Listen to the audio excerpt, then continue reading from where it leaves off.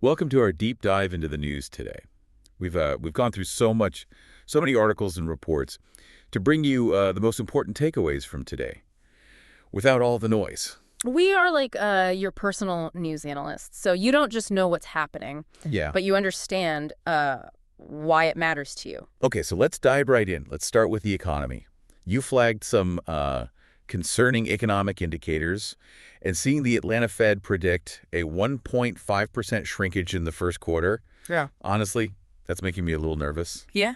Are we really on the brink of a recession? It's definitely a possibility. CNBC is calling it an economic blackout, and it's all about consumer confidence.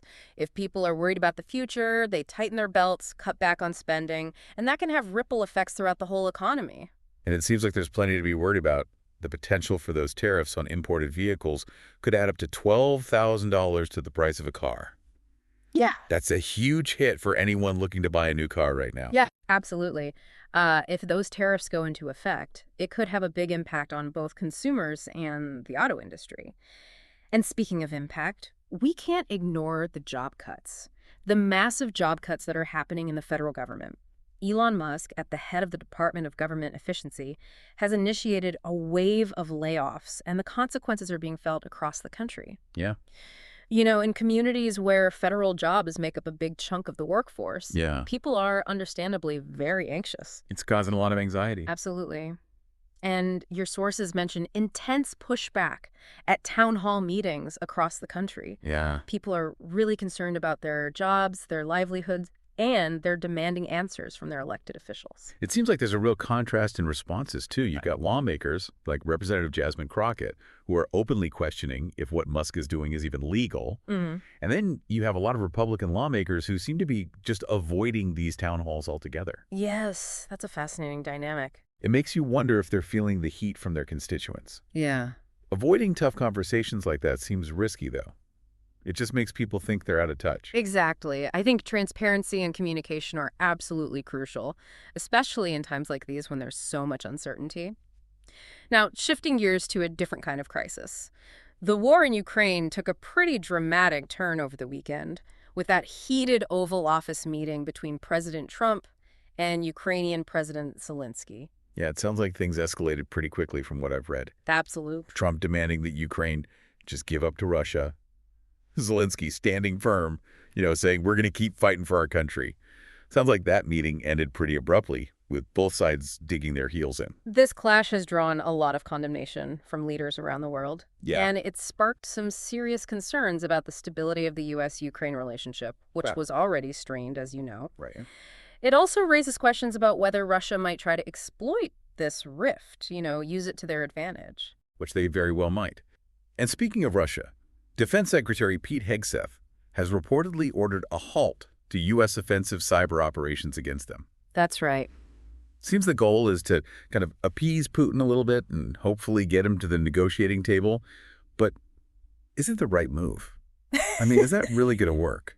Well, that's the big question, isn't it? Some experts believe that this kind of conciliatory approach could pave the way for some sort of dialogue, but others are worried that it could backfire, that it could be seen as a sign of weakness and actually embolden Russia to ramp up the conflict even more. And what's really interesting here is the response we're seeing from European leaders. They're not happy, are they? Not particularly, no. They're expressing a lot of anxieties about the U.S. potentially withdrawing support for Ukraine, and they're right to be concerned, right? Yeah. A power vacuum like that in that region could be extremely dangerous and really leave Europe vulnerable. Now, shifting to a completely different topic, let's talk about the measles outbreak in Texas. It's the worst they've seen in almost 30 years, and most of the cases are in kids who haven't been vaccinated. Yeah. And this really underscores how important vaccines are and how much debate there still is surrounding them. And this whole situation is even more complicated by the fact that the Department of Health and Human Services is now headed by Robert F. Kennedy Jr., a well-known vaccine skeptic. And that clash of viewpoints, the pro-vaccine and the vaccine skeptic, is already playing out inside the HHS itself. One official even resigned because they disagreed with Kennedy so strongly about this Texas outbreak. Yeah. It seems like it's going to be quite a challenge to navigate this crisis. Absolutely, and especially with the potential for misinformation to spread. And especially when you have these high-profile figures with anti-vaccine views who are sort of adding to the noise, it's a real challenge. It really is, especially when lives are at stake.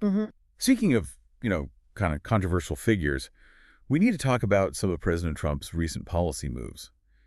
Despite earlier claims that he wasn't familiar with Project 2025, that conservative blueprint, it seems like his administration is actively putting parts of it into action.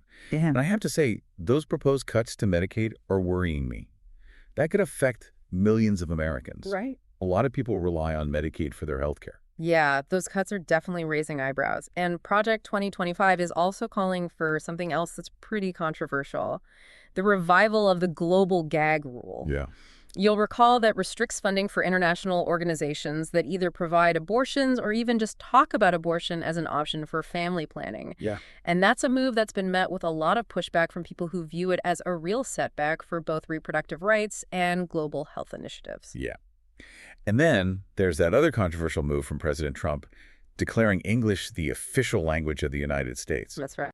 Some people might see this as a symbolic thing, but others see it as xenophobic, Yeah. potentially even harmful to immigrant communities. It's interesting because, that hardline stance on immigration might not actually align with what most Americans want.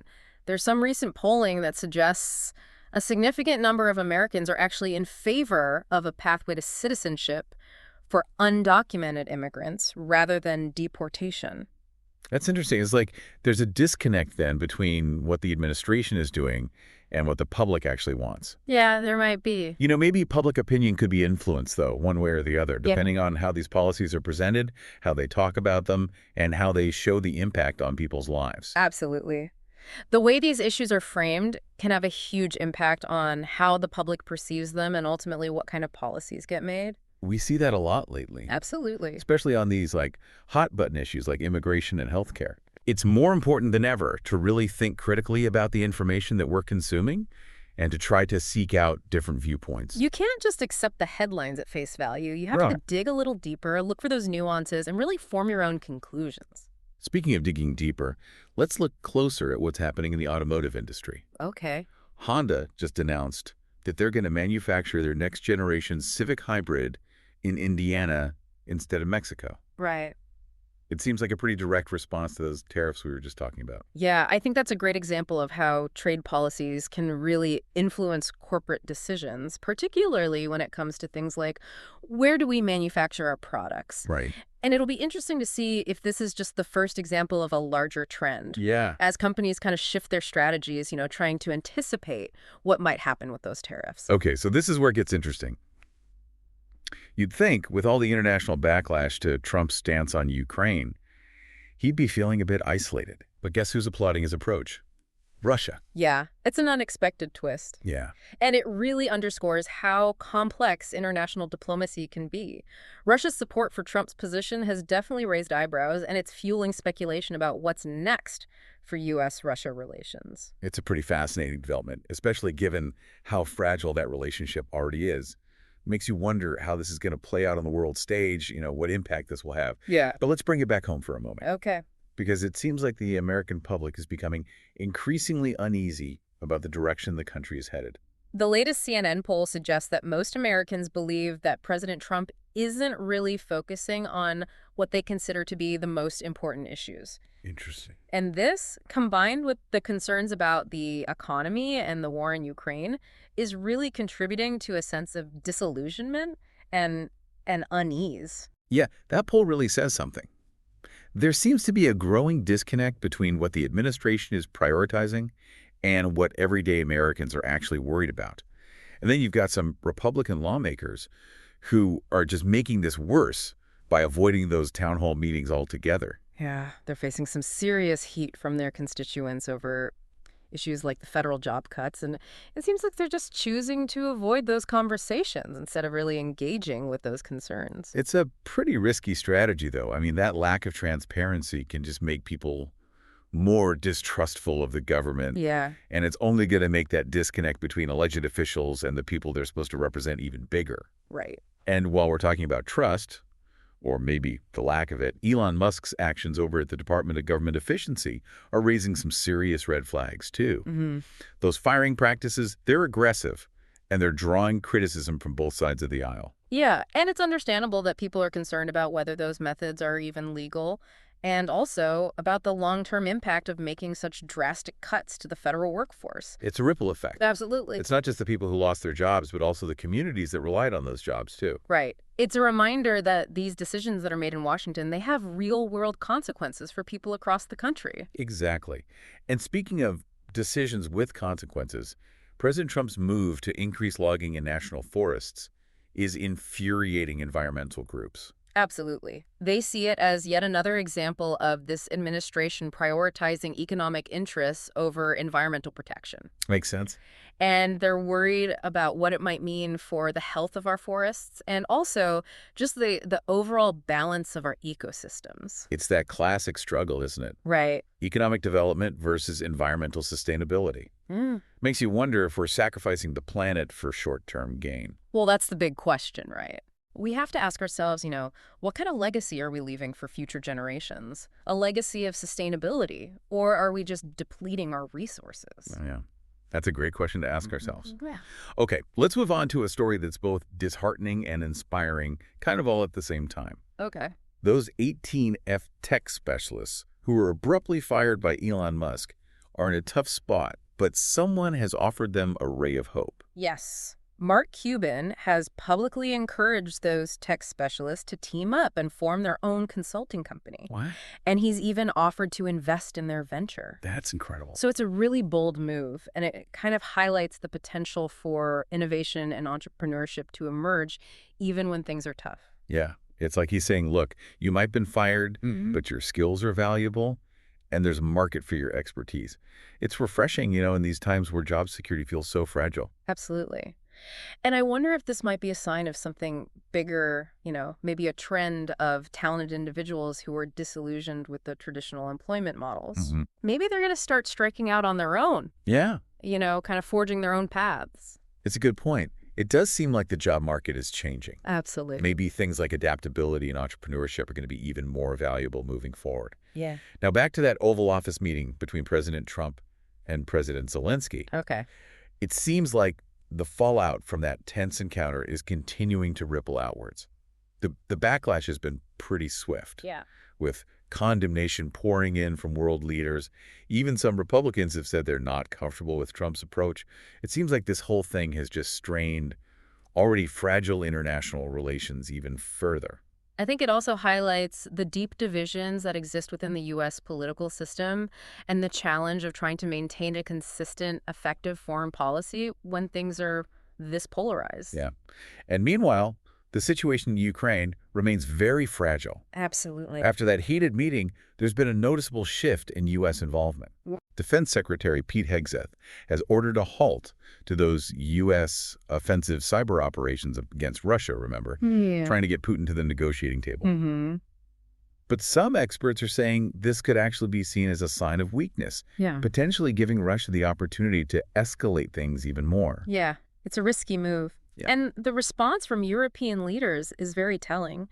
They've been echoing each other on social media. Yeah. They've been posting messages of support for Ukraine. It's interesting. It makes you think about, what solidarity looks like in this digital age, right? Yeah. Can a coordinated social media campaign actually have a real impact? Yeah, and it shows how much influence social media has these days. Absolutely. Not just on shaping public opinion, Right. but maybe even on how these events play out on the world stage. It's a powerful tool that can be used in all sorts of ways. Right, for good or for bad. Exactly. It's important to be aware of how it's being used in situations like this. Yeah. And on that note, let's talk about former Biden administration official Hampton Dellinger. He's been in the news lately after locking down his X account when some of his old anti-Trump tweets resurfaced. Oh, wow.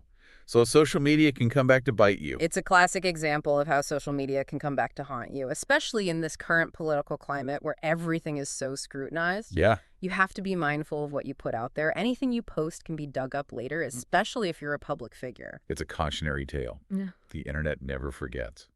Now, speaking of things that can have lasting impacts, the healthcare system is facing a new kind of challenge. Consumers are sort of going on an economic blackout when it comes to their healthcare spending. What does that mean? It means they're putting off or even completely foregoing necessary medical care because they're worried about the cost. Yeah. They're putting their health at risk because they can't afford to get the care they need. It's a symptom of a much bigger issue: how expensive healthcare is in the U.S. and how hard it is for so many people to access it. It's a tough reality. Yeah. A lot of Americans are being forced to make really difficult choices between their health and their finances. Yeah. And those choices can have a lasting impact, both on individuals and on the healthcare system as a whole. Yeah. If you delay or skip care altogether, it can lead to much more serious health issues down the line. Absolutely. And in the end, that just drives up healthcare costs even more. Right. It's a vicious cycle. It really is. It highlights how much we need a more equitable healthcare system in this country. Yeah, a system that's both affordable and accessible. Absolutely. One that focuses on preventing problems before they become huge, and one that makes sure everyone has access to quality treatment.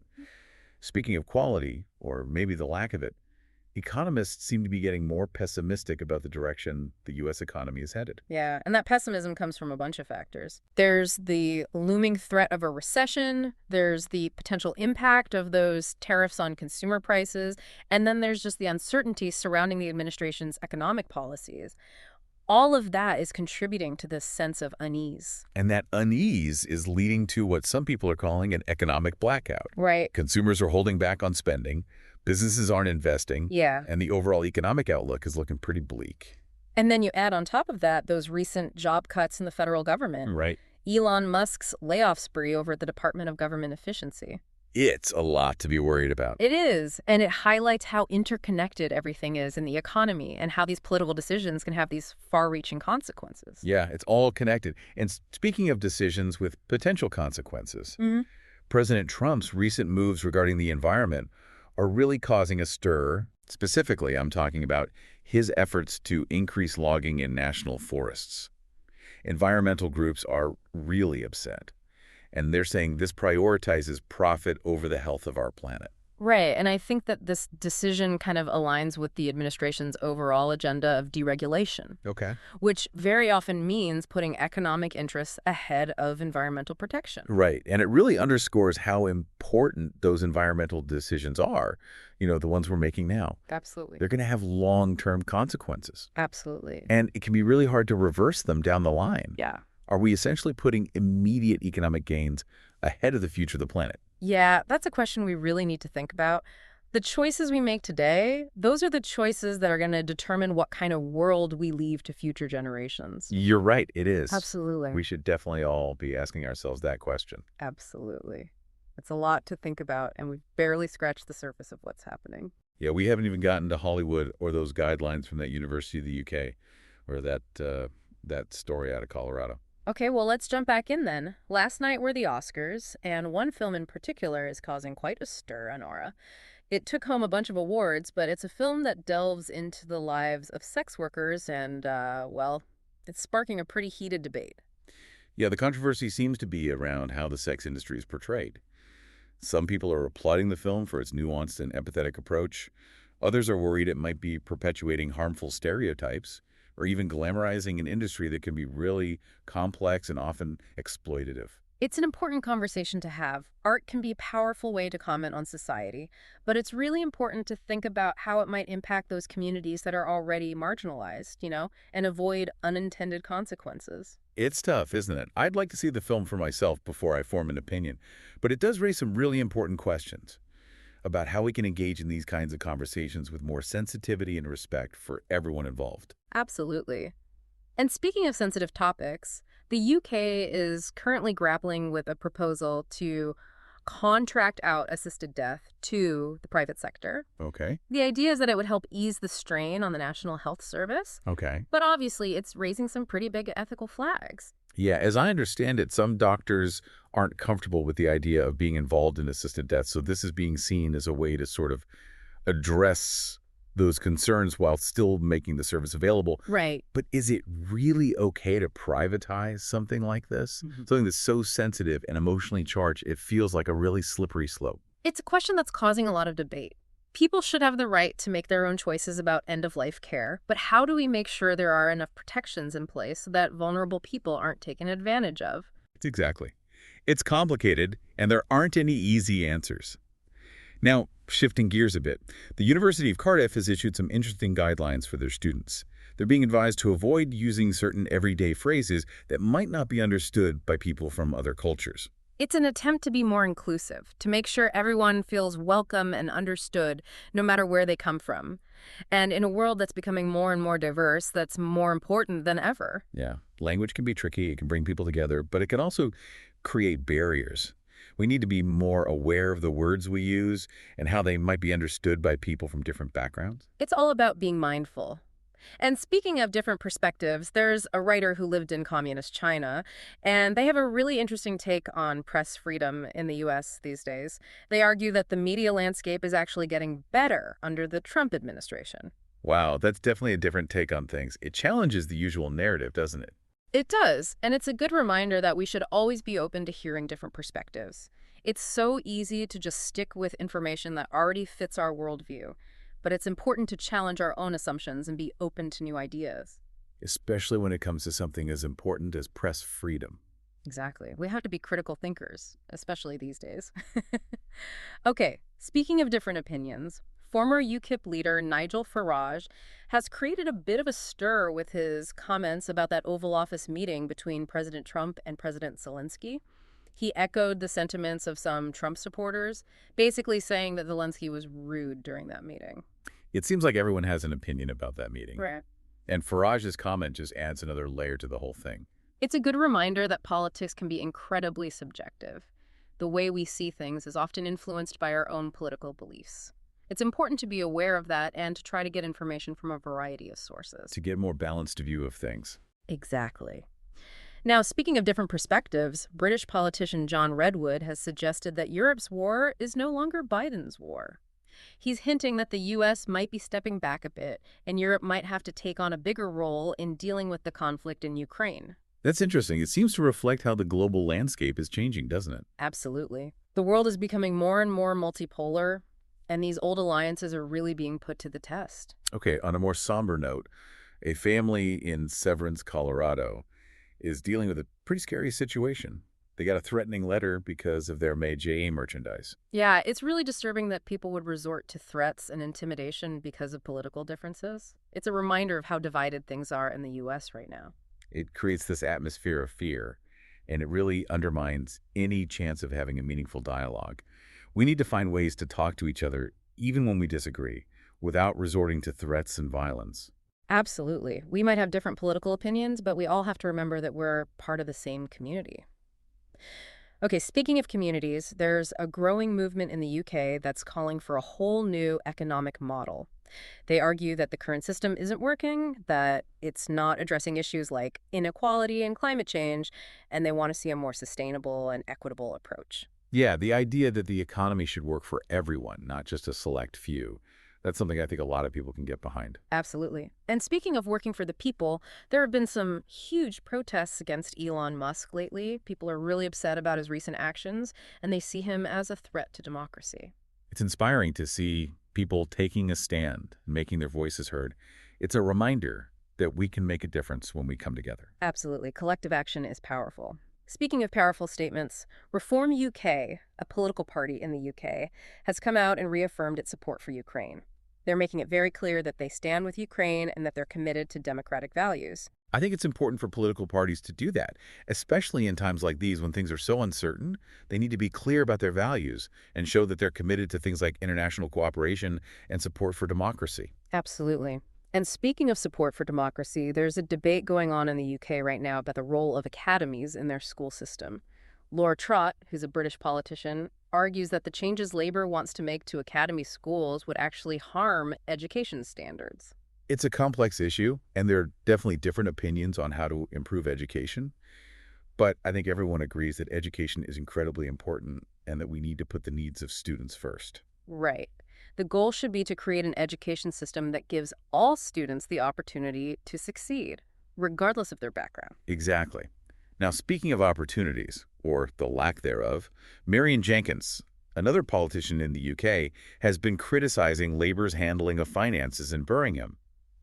He says their policies are leading to higher council taxes, which means people have less money in their pockets. It's a reminder that governments have a responsibility to manage public finances responsibly, but they also need to make sure that essential services are properly funded. Right. It's a balancing act. It is.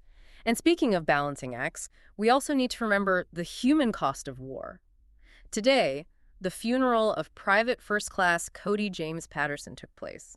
He was killed in action in Ukraine, and it's a stark reminder of the sacrifices made by our service members and their families. It's a time to reflect on the bravery and dedication of those who serve our country and to honor their memory. Their sacrifices should never be forgotten. Now, amidst all the serious news, let's take a moment to appreciate something a little more lighthearted. Apple has just released a new iPhone feature called Cat Vision. It's a fun and whimsical way to connect with our feline friends. Imagine experiencing the world through a cat's eyes, seeing what they see, hearing what they hear. It's a totally unique perspective. And for those who prefer the peace and quiet of nature, there's a new app called Tree Time that offers a really immersive experience.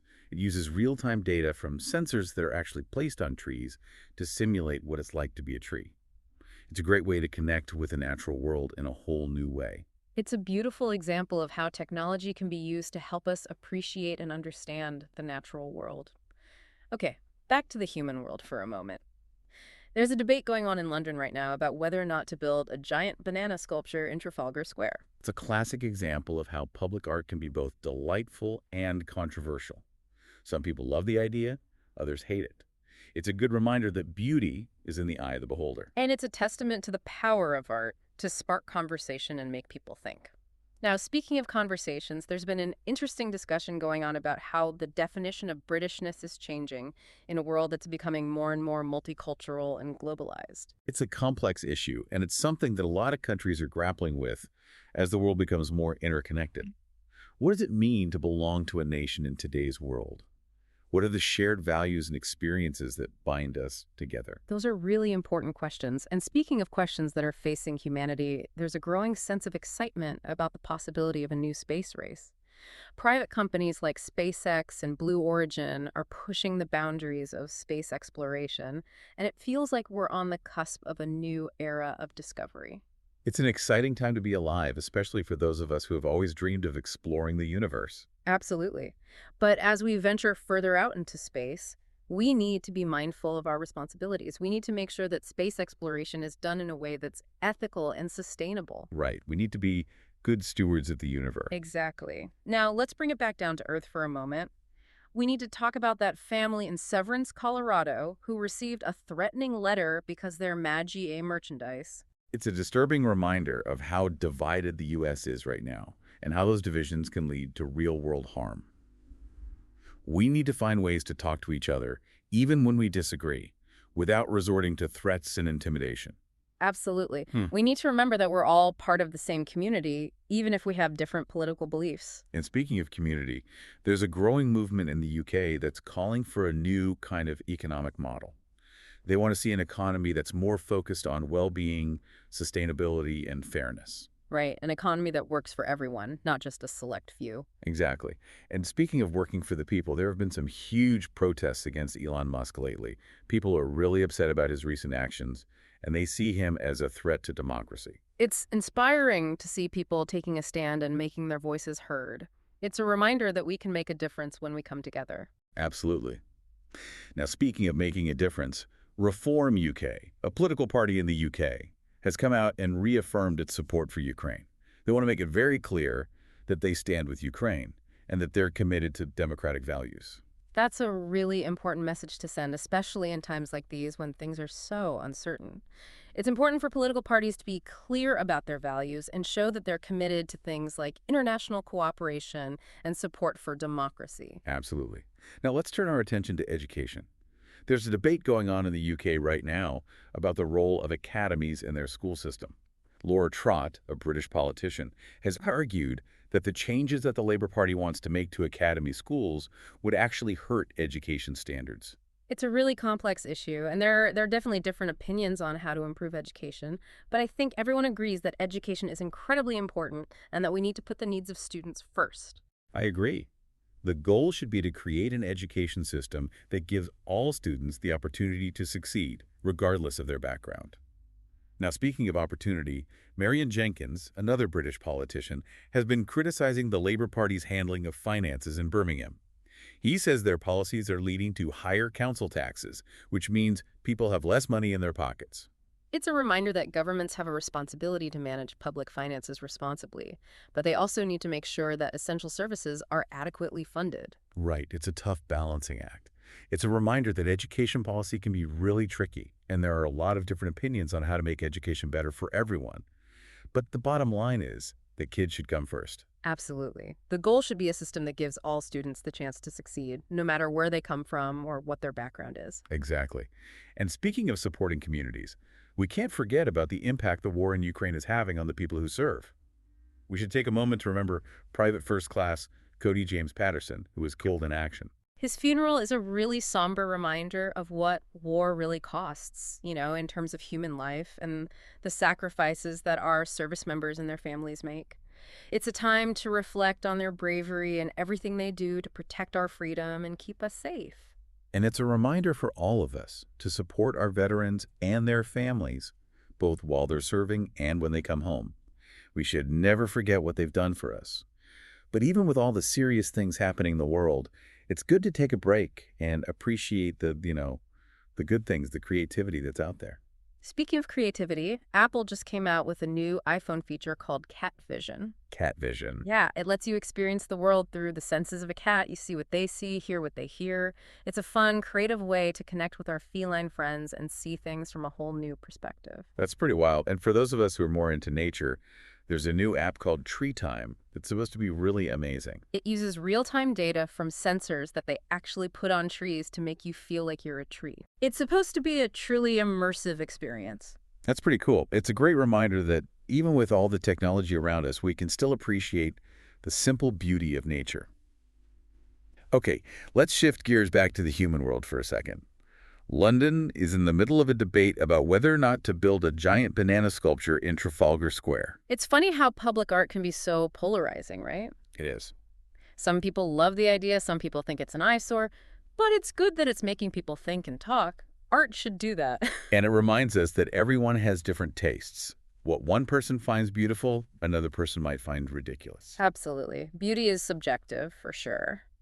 Speaking of things that are open to interpretation, there's been a lot of discussion lately about what it means to be British in a world that's so multicultural and globalized. It's a complex topic. Definitely. It's something that a lot of countries are wrestling with as the world changes and we become more interconnected. What connects us? What does it mean to belong to a nation in today's world? Those are big questions, and they're not easy to answer. And speaking of big questions, there's a lot of excitement about the possibility of a new space race. It feels like we're on the verge of something really big. It does, doesn't it? Mm-hmm. With companies like SpaceX and Blue Origin really pushing the limits of what's possible in space, it seems like that dream of exploring the universe is closer than ever. It's a really exciting time, especially for people who've always been fascinated by space. So as we wrap up this deep dive into the news, I think it's clear that we live in a complicated world. There are a lot of challenges out there, but there are also a lot of opportunities. It can feel overwhelming trying to make sense of it all. That's why it's so important to be critical thinkers. Don't just take everything you hear at face value. Seek out different perspectives. Have open and honest conversations about the things that matter. We hope that you'll stay curious, keep asking questions, and keep exploring the stories that shape our world. And remember, you have a voice and you can make a difference. Thanks for joining us. See you next time.